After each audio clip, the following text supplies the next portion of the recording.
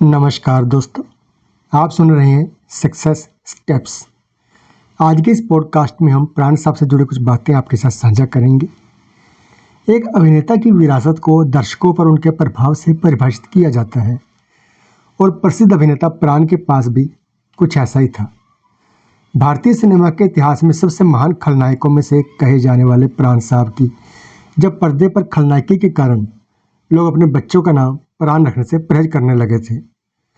जब प्राण साहब स्क्रीन पर आते थे तो बच्चे अपने माता पिता की गोद में सिर उठते थे और वह प्राण की विरासत बन गई, क्योंकि इसने उस दृढ़ विश्वास को परिभाषित किया जिसके साथ उन्होंने अपने पात्रों को निभाया।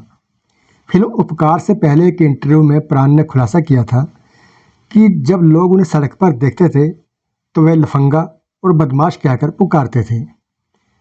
12 फरवरी 1920 को प्राण कृष्ण स्कंद के रूप में जन्मे अभिनेता ने फिल्मों में डेब्यू करते समय केवल अपने पहले नाम का इस्तेमाल किया था। हालांकि उन्होंने खुद को खलनायक भूमिकाओं तक ही सीमित नहीं रखा, यहाँ तक कि उन्होंने प्रमुख व्यक्ति की भूमिका भी निभाई और अपने बाद के वर्षों में कई सकारात्मक सहायक भूमिका भी निभाई, जिनमें से सबसे अनोखी भूमिका अमिताभ बच्चन के साथ जंजीर में शेर खान है। दिलचस्प बात यह है कि प्राण का अभिनेता बनने का कोई इरादा नहीं था और वह एक फोटोग्राफर बनना चाहते थे। अपनी इसी जुनून को आगे बढ़ाने के लिए वह दिल्ली के एक पिक्चर स्टूडियो में काम करते थे। कथित तौर पर प्राण को तंबाकू की लत थी।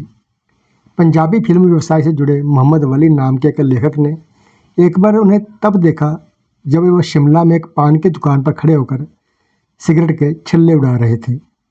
उनकी इस शैली ने मोहम्मद वली को प्रभावित किया और प्राण को उनकी पहली फिल्म यमला जट नामक एक पंजाबी फिल्म की पेशकश की गई। इसके बाद प्राण को कई पंजाबी और हिंदी फिल्मों के ऑफर मिलने लगे। प्राण साहब को हिंदी सिनेमा में पहला ब्रेक साल 1942 में फिल्म खानदान से मिला। इस फिल्म में नूर जहां मुख्य अभिनेत्री थी। विभाजन के बाद प्राण साहब लगभग 20-22 हिंदी और पंजाबी फिल्मों में काम करने के बाद अपनी पत्नी और बेटे के साथ 1947 में लाहौर से मुंबई आ गए। वह और उनका परिवार कथित तौर पर ताज होटल में रहते थे, लेकिन काम की कमी के कारण हुई वित्तीय कठिनाइयों के कारण वे एक छोटे होटल में चले गए। जब पैसे की कमी थी तब उन्होंने मैरिन ड्राइव पर एक होटल में काम भी किया और वहाँ 8 महीने बिताए। बाद में उन्हें देव आनंद की फिल्म जिद्दी के लिए साइन किया गया और उसके बाद प्राण साहब ने पीछे मुड़कर नहीं देखा। प्राण का नाम फिल्मी के शुरुआती क्रेडिट में और आखिर में ये सबसे बढ़कर प्राण इन शब्दों के साथ आता था। इसलिए जब 2000 में फिल्म पत्रकार बन्नी रुबेन द्वारा अभिनेता की जीवनी लिखी गई तो उसे उचित नाम और प्राण दिया गया।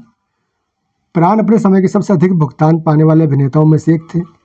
केवल राजेश खन्ना और शशि कपूर को उनसे अधिक वेतन मिलता था।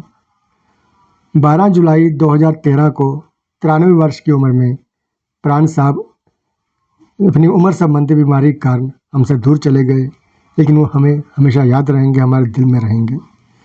तो दोस्तों, ये था आज का वीडियो। अगर वीडियो पसंद आया हो तो लाइक कीजिए, शेयर कीजिए और ऐसे ही और वीडियो देखने के लिए हमारे चैनल को सब्सक्राइब जरूर करें। धन्यवाद।